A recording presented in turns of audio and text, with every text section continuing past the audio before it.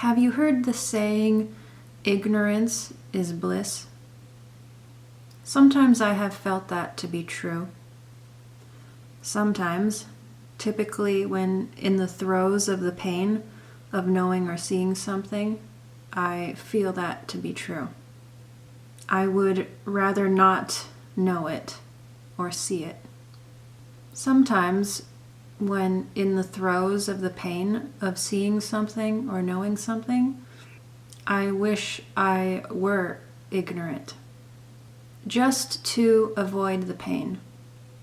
Or on a deeper note, perhaps it is not just to avoid the pain, but that my flesh desires the bliss that blindness temporarily brings. But in the end, I would rather know. I would rather see. As my dad says, I would rather cry with the truth than be laughing with deception. The idea being wanting to see the truth despite the potential pain, rather than wanting to enjoy the temporary bliss of ignorance or deception. For with much wisdom comes much sorrow, and as knowledge grows, grief increases. There is something of a price to pay for being one who sees. However, it is worth the cost, and to me not only is it worth the cost, but it is essential.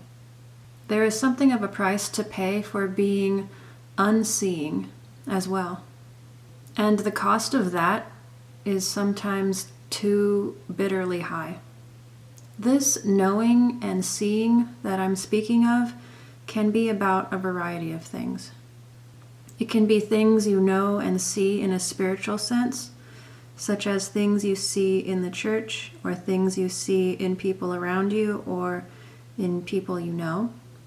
Or it can be things you know and see that may not be obviously spiritual in nature.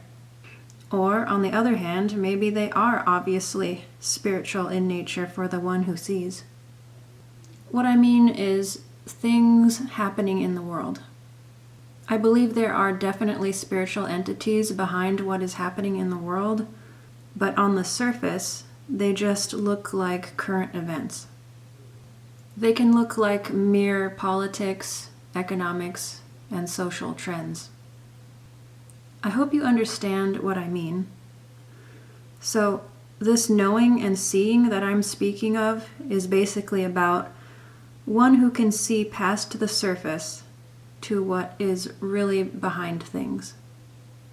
If you are someone who can see, I think you will know what I am talking about.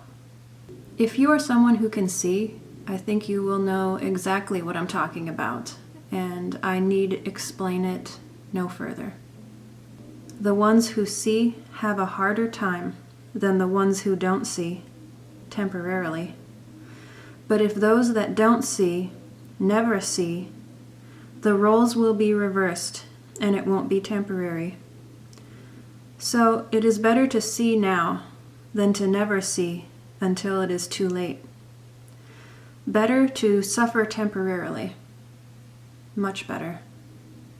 He was despised and rejected by men, a man of sorrows, acquainted with grief. Like one from whom men hide their faces, he was despised, and we esteemed him not.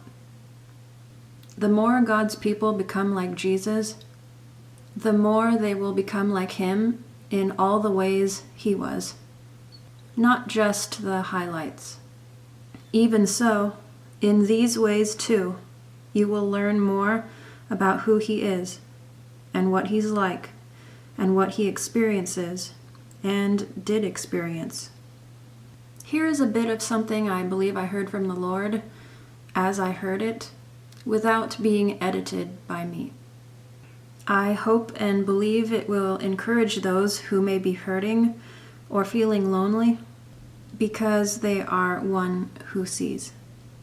Although this bit of what I heard from the Lord was given to me, if you are one who sees, I believe it can apply to you as well.